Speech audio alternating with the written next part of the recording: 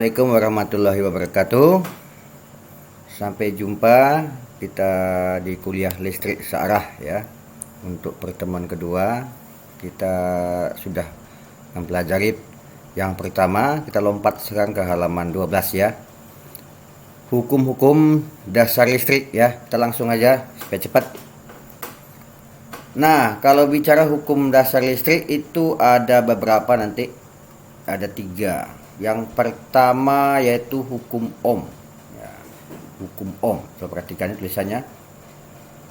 Hukum Ohm ini berbicara tentang rangkaian listrik secara keseluruhan. Ya, jadi hukum Ohm mendefinisikan adanya korelasi besarnya tegangan, ya, arus, ya, dan tahanan atau sifat resistif yang kemarin kita bahas ya. Tegangan, arus, dan tahanan dari suatu beban ya. Kemarin kita dah bahas kalau rangkaian listrik DC atau searah itu kan apapun bebannya nanti akan terekivalen menjadi nilai resistif. Masih ingat kan? Nah, jadi inilah contohnya. Beban apapun itu akan terekivalen menjadi nilai resistif. Di sini nanti andai kata ini bertegangan, nanti ini dikasih tegangan ya. Ya, andai kata ini dikasih tegangan begini, tegangan yang diberikan ke beban, maka dia akan ada arus. Ya. Jadi dimanapun kita melihat nanti kalau beban ini bertegangan, di mana tegangannya? Di sini diukur, di titik ini diukur ada tegangannya, maka itu artinya ada arus yang menuju ke dia. Berarti dia memiliki nilai tahanan atau nilai resistif. Nah, pertanyaannya berapakah nilai resistif dia? Kan gitu ya. Nah, hukum Ohm berbunyi ya, perbandingan antara tegangan dan arus pada suatu beban itu merupakan konstanta resistif atau itulah nilai tahanan dari beban tersebut. Nah, mudah dipahami ya. Jadi tadi bertegangan, terus ada arus, maka nilai R-nya atau nilai resistifnya dapat dihitung melalui rumus R sama dengan V per I. V itu V mana? V yang di R di komponen ini, maka kita kasih VR. I yang mana? I yang menuju ke beban ini, beban R ini, maka kita kasih nama IR. Maka R ini nilainya sama dengan VR ya, tegangan di beban, per IR, arus yang menuju beban dalam satuan ohm. Nah, ingat itu. Dimanapun kita menjumpai kalau bentuknya begini, ada tegangan, ada arus, maka nilai R dapat diperoleh dari V per I. Tegangan di beban per arus yang menuju beban. Itu ya prinsipnya. Oke ya. Saya rasa ini mudah dipahami. Ya. Oke, kita pindah ya. Nah, yang kedua ada disebut hukum Kirchhoff 1. Ya, hukum Kirchhoff 1. Dari dua nanti Kirchhoff itu, Kirchhoff 1 dan Kirchhoff 2. Nah, hukum Kirchhoff 1 ini memberikan ketentuan tentang percabangan arus ya pada rangkaian beban. Biasanya beban paralel itu. Ya, ini paralel ya, tentu ada cabang arus ya. Perhatikan nih, ini ada I total terbagi 3. I1, I2, I3. Karena ada 3 beban. Nanti dah bercabang, terpisah, nyatu kembali. Begitulah kira-kira. Yang mana masing-masing R ini tentu ada tegangannya kan. Nah, sama tegangannya ini pasti.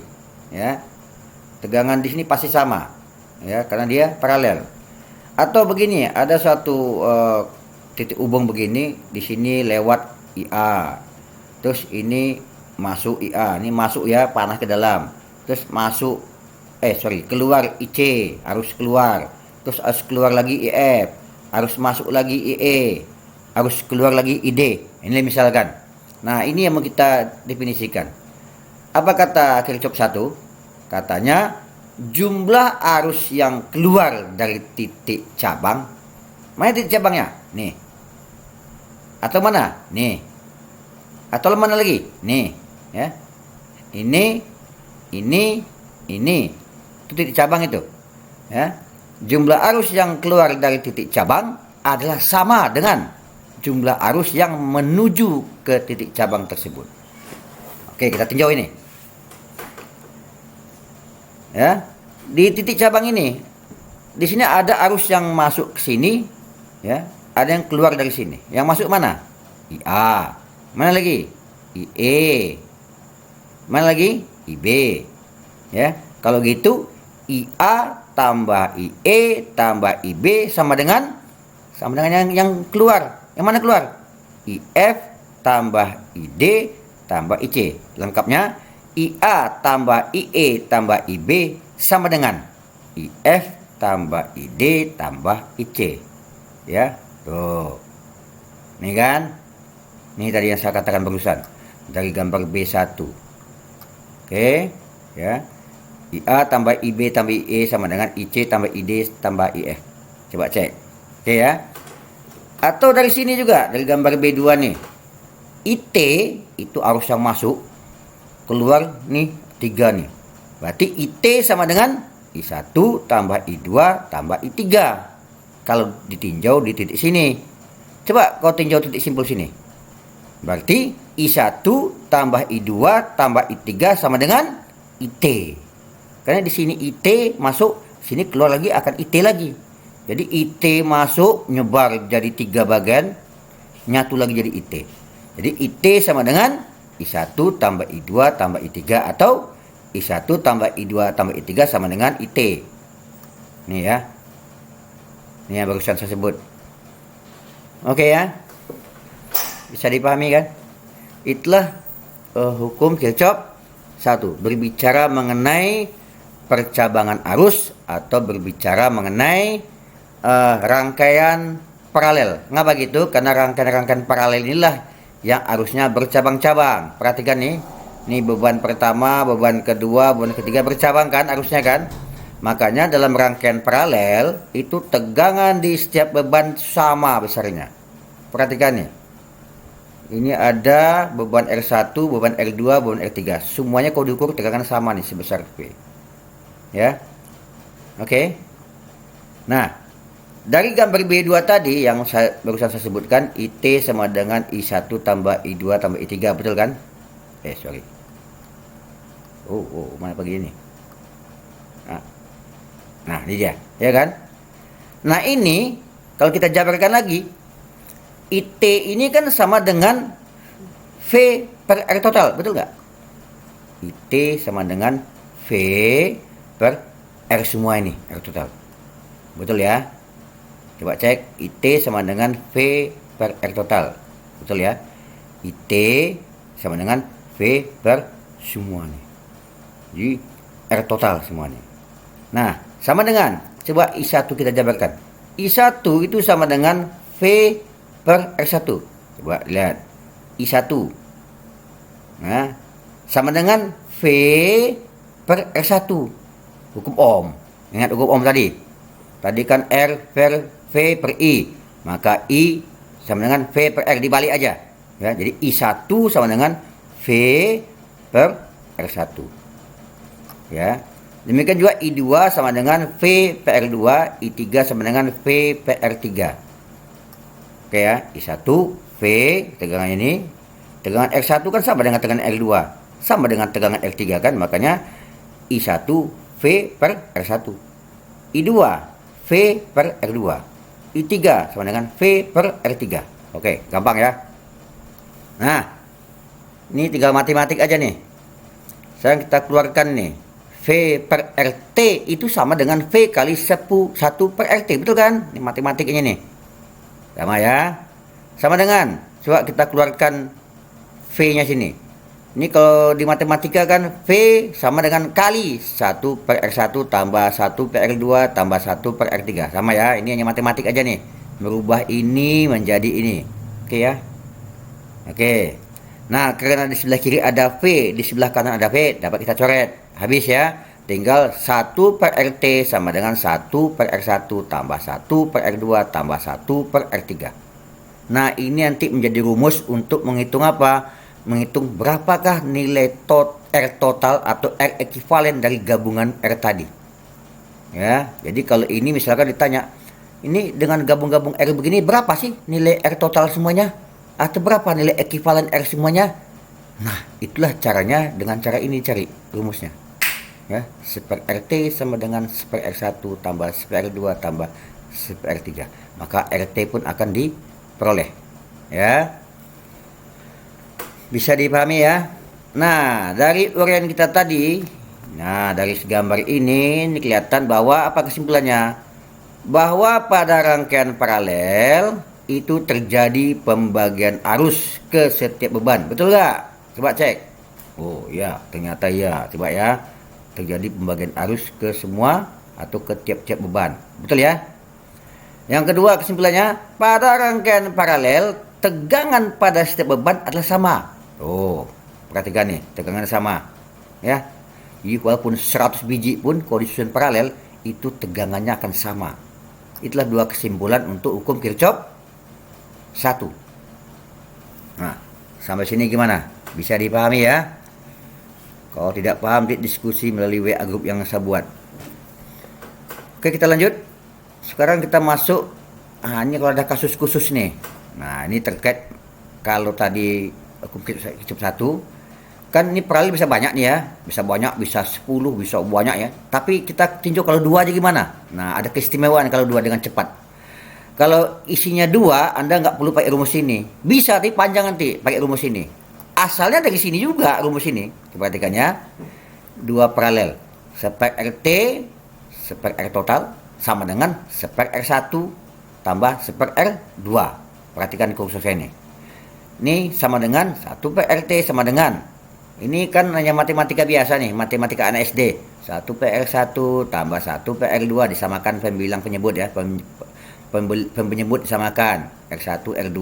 Maka ini jadi X2 tambah X1, betul kan? Betul nggak? Kalau nggak tahu begini balik ke SD kelas 5 lagi. Oke.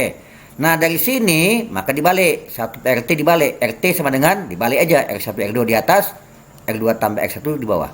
Maka R total dengan cepat dari rangkaian 2 biji dapat kita sebut R1 R2 per R1 tambah R2. Nah, itu biar cepat aja nih. Ya, khusus untuk yang 2. Kalau dia 3 paralel 4 berarti Anda harus cari pakai cara ini. Nggak bisa ya, ini cara sederhana kalau dia kasusnya 2 paralel. Ingat ya, kalau 2 paralel begini mudah. Berapa R total? R1 kali R2 per R1 tambah R2. Mantap ya. Nah, lanjut. Nah, ini kasus khusus kedua. Tadi yang pertama, istimewa pertama, istimewa kedua. Ya, ini masih bicarakan paralel juga nih. Ya, ini juga paralel sama ya, paralel. Paralel.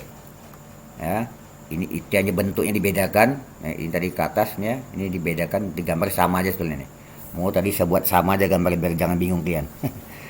Oke, kita juga gambar ini. Ini rangkaian paralel juga. Kalau kita ingin menghitung gambar inilah, berapa besar I1? Berapa besar I2? Ya. Berapa besar I1, berapa besar I2? Dengan cepat, ya. Kita lihat, I1 itu sama dengan V per R1, betul kan? Ini paralel kan, tegangnya V, maka I1 sama dengan V per R1, betul ya? Nah, sementara V kita jabarkan. V itu sama dengan IT kali RT. IT itu R total kali R total. Betul nggak? V sama dengan IT kali RT. Coba. V IT kali R total. Betul ya? Coba cek. Ya. V ini sama dengan IT kali R total. Oke ya. Nah, per R1. Nah, sehingga persamaan ini sudah berubah menjadi persamaan ini. Nah, dari sini kita jabarkan lagi. Coba lihat. IT-nya tetap. Nah, RT per R1. RT itu apa? RT, R total tadi. Kan R1, R2 per R1 tambah R2 tadi kan? Nih, ya kan? Nih. Nah, masukkan aja kan? Kali 1 per R1. Ini kan matematika aja. Matematika biasa nih, jabar aljabar. Dari sini maka akan menjadi ini IT kali ya R2, ini R1 mati kan, R1 per R1 habis, tinggal IT kali R2 per R1 tambah R2. Ya. Dengan cara yang sama dapat kita cari kalau I2 gimana. Nah, ini gampang menghafalnya kalau begini kan. I1 sama dengan IT kali, balikkan aja R2 per R1 tambah R1 tambah R2. Kalau I2 sama dengan IT kali R1. Jadi kalau I2 berarti R1 di atas. Ya. Nah, coba lihat nih. Kalau mencari I1, R2 di atas. Nah, ini kasus istimewa ya, biar cepat. Paham ya? Oke, kita lanjut. Sekarang hukum Kirchhoff yang kedua. Sudah kita buat tadi hukum Ohm, Kirchhoff 1, sekarang Kirchhoff 2. Nah, kalau tadi Kirchhoff 1 berbicara mengenai rangkaian paralel percabangan arus. Nah, kalau hukum Kirchhoff 2 ini berbicara mengenai rangkaian seri. Perhatikan ya, rangkaian seri. Ya, hukum Kirchhoff 2 memberikan ketentuan tentang distribusi tegangan pada rangkaian beban seri. Distribusi tegangan, ini ceritanya. Coba perhatikan. Ini rangkaian seri, ada R1, R2, R3 terhubung secara serial. Nah, ujung-ujung dari R1 dan ujung R3 dihubungkan dengan sumber tegangan DC misalkan. Nampak ya? Nah, kalau begitu di sini terjadi pembagian tegangan di sini. Perhatikan. Di komponen R1 akan ada tegangan sebesar V1. Di komponen R2 ada tegangan sebesar V2. Dan di komponen R3 ada tegangan sebesar V3. Betul ya? Oke. Nah, V1 tambah V2 tambah V3 ini menjadi tegangan total dari sini nanti. Oke, kita lihat aja teorinya. Apa kata Kirchhoff 2? Jumlah tegangan pada rangkaian tertutup. Wah, ini rangkaian tertutup. Apa maksud rangkaian tertutup? Rangkaian tertutup itu adalah rangkaian yang memiliki arus. Itu ya intinya. Ya, loop tertutup. Ya. Jumlah tegangan pada rangkaian tertutup adalah sama dengan 0 katanya. Atau jumlah tegangan seluruh beban adalah sama dengan tegangan sumber. Nah, ini teorinya nih. Coba kita lihat. Ini udah saya susun ya. Kalau positif negatif berarti di sini positif, negatif, positif, negatif, positif, negatif. Begitulah susunannya. Sehingga di ujung-ujung negatif ketemu dengan negatif sini, positif sini. Coba andai kata kita berjalan dari sini sesuai dengan arah arus. Apa ketemu? Positif R1 kan? Atau positif V1 kan? Oke. Positif V1. Positif V2. Positif V3. Min V DC. Betul kan? Coba lihat. Positif V1, positif V2, positif V3, min VDC sama dengan 0. Ngapa 0? Nih, sesuai teorinya. Jumlah tegangan pada rangkaian tertutup sama dengan 0. Oke ya. Nah, atau sama juga kalau segini kita keluarkan nih V1 tambah V2 tambah V3 min DC pindah ke kanan, berarti kan VDC sama dengan V1 tambah V2 tambah V3, betul kan? Nah, V di sinilah kita anggap sebagai V total. Kayak gitu ya. Total tegangan untuk seluruh beban ini. Maka V total sama dengan V1 tambah V2 tambah V3. Ya. Nah, sekarang kita jabarkan nih. VT sama dengan V1 tambah V2 tambah V3. Coba lihat. VT atau V total sama dengan apa? I ya, dikali R total. Coba lihat. Ya kan? VT sama dengan I kali R total. Ya, sama dengan. Nah, sekarang kita lihat jabarkan V1 nih. V1, nah ini dia. Sama dengan apa? I dikali R1. Ingat ya, arus yang melewati R1, R2 dan R3 ini sama besar sebesar I. Ini rangkaian sifat rangkaian seri. Jadi arusnya sama nih. Berapa arus menuju R1? I. Berapa arus menuju R2? I. Berapa arus menuju R3? I juga. Itu makanya V1 I kali R1 ya, V2 I kali R2 dan V3 I kali R3. Ya. Oke, nampak ya? Nah, habis itu tinggal matematika lagi nih, olah matematika. Coba lihat. I ada I di kiri, I di kanan. Kita keluarkan. IRT sama dengan I-nya kita keluarkan dalam kurung R1 tambah R2 tambah R3. I-nya mati habis, maka RT sama dengan atau R total sama dengan R1 tambah R2 tambah R3. Nampak ya?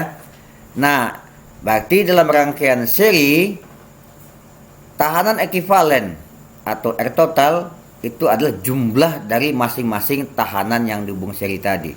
Ya, karena ini 3 tahanan, maka kalau ditanya berapakah nilai R total dari semua ini atau R ekivalennya adalah R1 tambah R2 tambah R3 satuan tap ohm. Nah, apa kesimpulan kita nih? Kalau tadi masih ingat rangkaian paralel? Rangkaian paralel terjadi pembagian arus. Rangkaian paralel tegangannya sama. Nah, kalau tadi ada pembagian arus, sekarang terjadi pembagian tegangan. Ya, pada rangkaian seri terjadi pembagian tegangan ke setiap beban. Ingat, rangkaian seri pembagian tegangan. Tadi kalau Kirchhoff 1 rangkaian paralel pembagian arus. Itu bedanya ya. VT dibagi-bagi menjadi V1, V2, V3. Sebesar apa pembagiannya? Sebesar berapa besar R1-nya? Berapa besar R2-nya? Berapa besar R3-nya? Jadi pembagiannya tergantung seberapa besar R-nya. Ya.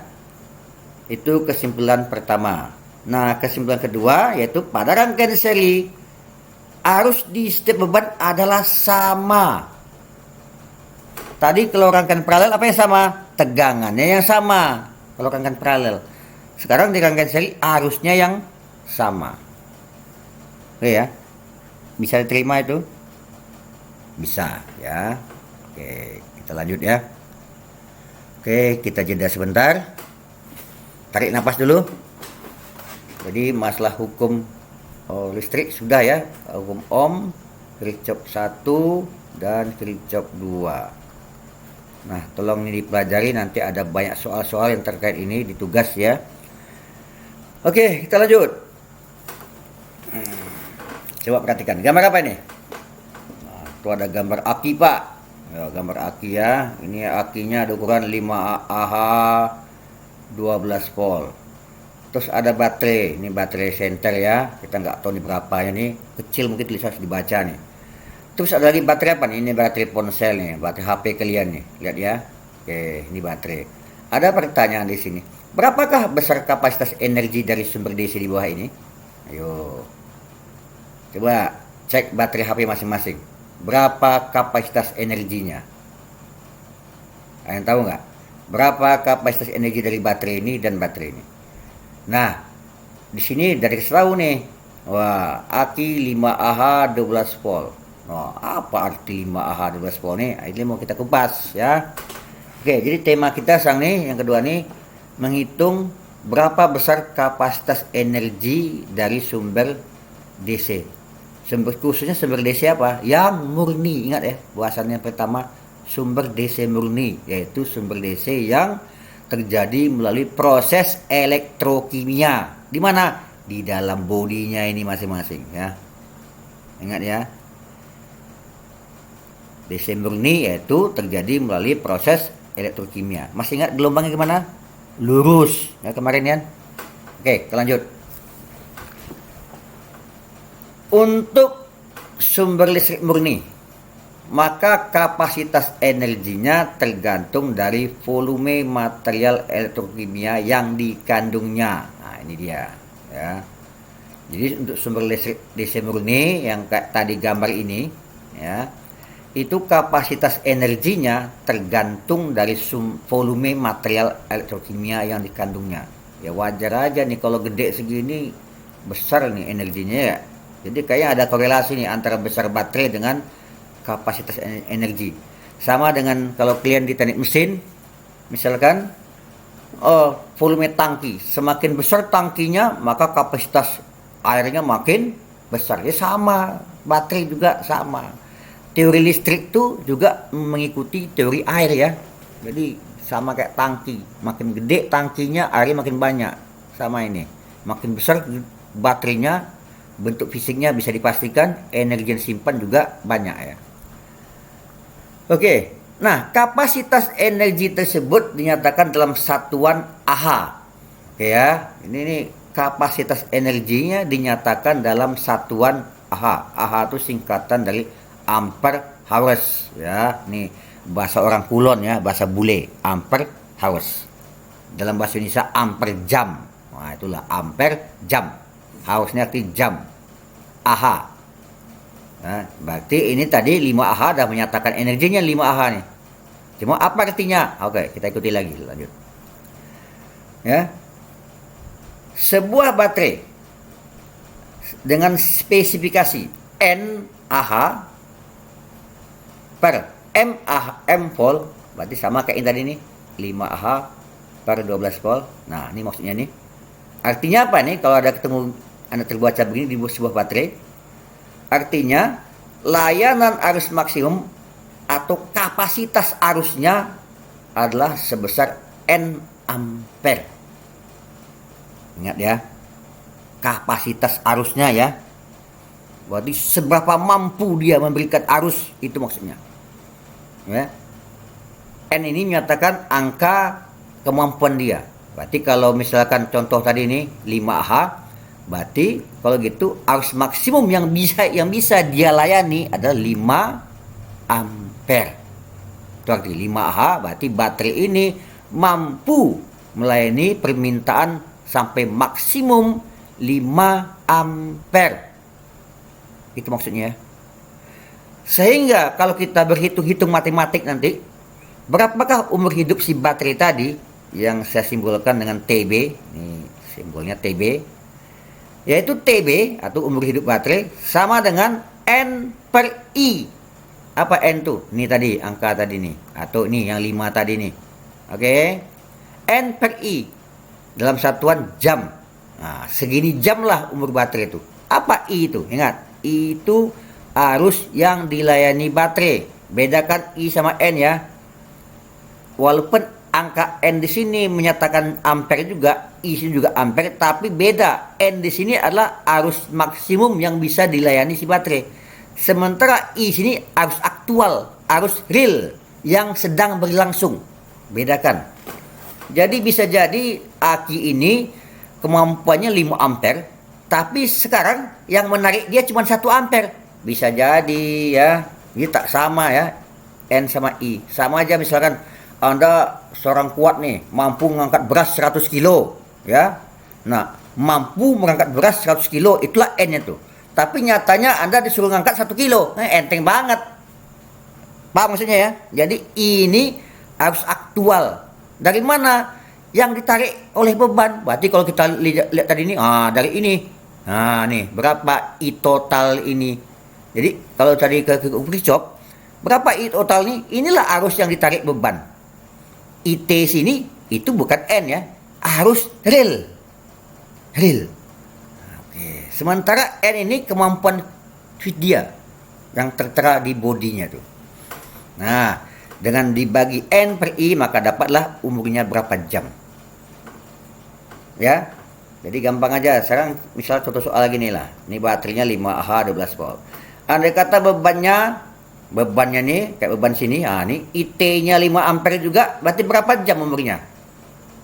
Ini baterainya 5 Ah nih. Oke. Terus IT di sini misalkan 5 ampere juga. Sama dong. Berarti berapa tuh? 5 per 5 sama dengan 1 jam. Berarti 1 jam lah umur baterai ini. Habis itu apa? Habis isinya. Ya. Nah, andai kata misalkan kita contoh ini, IT-nya 1 ampere cuman. Sementara baterainya 5 Ah, berarti berapa jam tuh? Sesuai rumus ini berarti N per I, berarti 5 per, ini 1 ampere misalnya, 5 per 1. Maka 5 jam. Paham ya? Jadi semakin kecil beban yang menarik dia arusnya, berarti dia semakin lama umurnya. Ya sama kayak tangki air di kalian di rumah itu. Kalau kerannya dibikin plong besar, cepat habisnya kan. Coba kalau kerannya dibuka kecil aja, lama habisnya kan. Sama lah itu. Besar kecilnya keran yang kalian buka itu beranalogi dengan besarnya arus tarikan ini. Tarikan total dari beban. Sama itu analoginya itu. Ya. Ini yang pertama. Nah, dari sini kita juga dapat menghitung nanti berapa kapasitas energi baterai.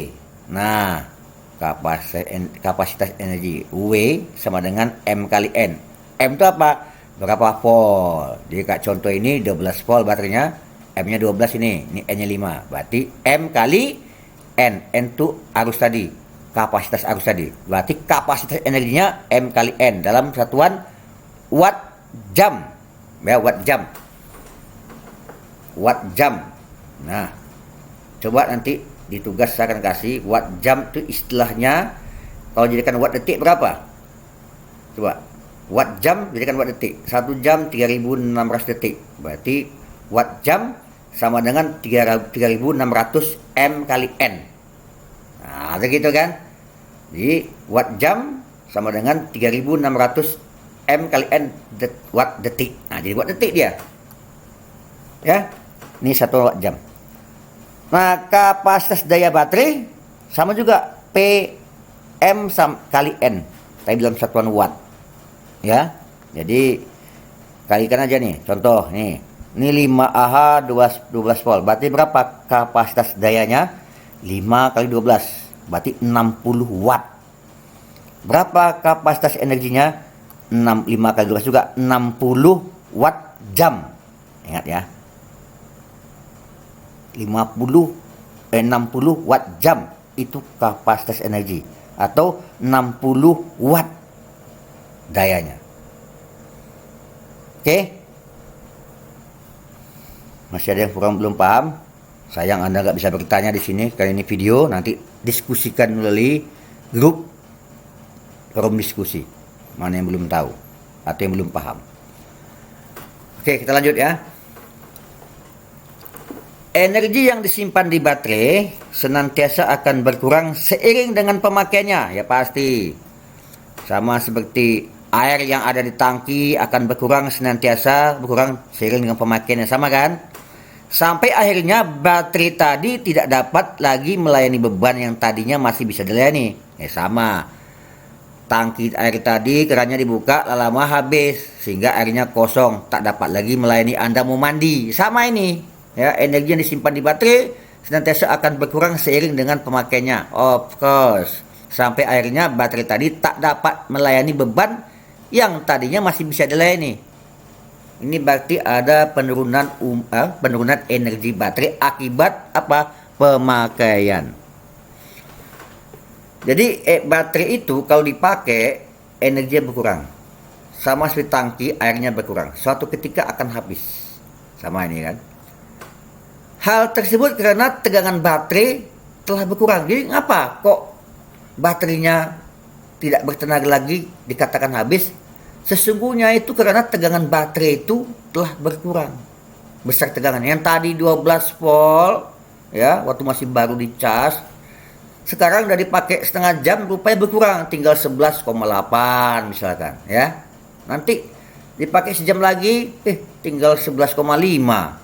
Nah, tegangannya semakin lama semakin berkurang. Ya. Nah, kalau mencapai batas level tertentu berkurangnya, sehingga nanti dia nggak mampu lagi melayani arus ini, ya IT tadi. Dengan sendirinya kemampuan N-nya menjadi berkurang ini. Kan gitu ya. Yang tadi 5Ah sesungguhnya nggak 5 lagi, tinggal 3Ah ya. Nah, kalau tegangannya berkurang bukan 12 tinggal 10, apa bisa melayani arus IT ini? Ini contoh tadi, nggak mungkin lagi, jangan-jangan. Nah, ketika itulah dikatakan baterai itu habis. Ya. Nah, kalau udah habis gimana? Untuk itu baterai perlu diisi kembali energinya sampai tegangan kerjanya kembali normal. Jadi dicas dia. Sampai kapan dia dicas? Sampai tegangannya kembali pulih seperti semula. Kalau tadi tegangannya turun menjadi 11 volt, caslah dia sampai tegangannya kembali 12 volt. Andai kata tegangannya 12 volt ya. Kalau baterai 24 volt, sama. Tegangannya berkurang menjadi 23, 22. Nah, caslah sampai kembali menjadi 24 volt lagi. Begitu. Sama seperti tangki. Coba kalian perhatikan tangki air. Bayang tangki air kan? Di mana pipa keluarnya? Apakah di dasar atau di tengah-tengah? Kalau kalian mendesain tangki air kalian pipa keluar di dasar, maka air dikatakan keran sudah habis airnya, berarti kalau begitu air di tangki juga habis kan? Karena kalian bikin pipanya di bawah. Kan gitu. Coba kalau kalian pipa keluarnya bukan di bawah, separuh dari drum tadi, gimana tuh? Begitu tangkinya separuh, airnya mulai ngecil. Begitu kurang dari separuh, kerannya nggak ada keluar air lagi, tapi air masih ada di tangki. Kan gitu kan? Jadi habis air tangki belum tentu juga nyatakan kerannya tak bisa mengeluarkan air, belum tentu berarti tangki nggak ada air. Pak, gitu logikanya. Karena kalian menerapkan pipa keluarnya bukan di dasar tapi di tengah-tengah tangki. Ya sama juga baterai.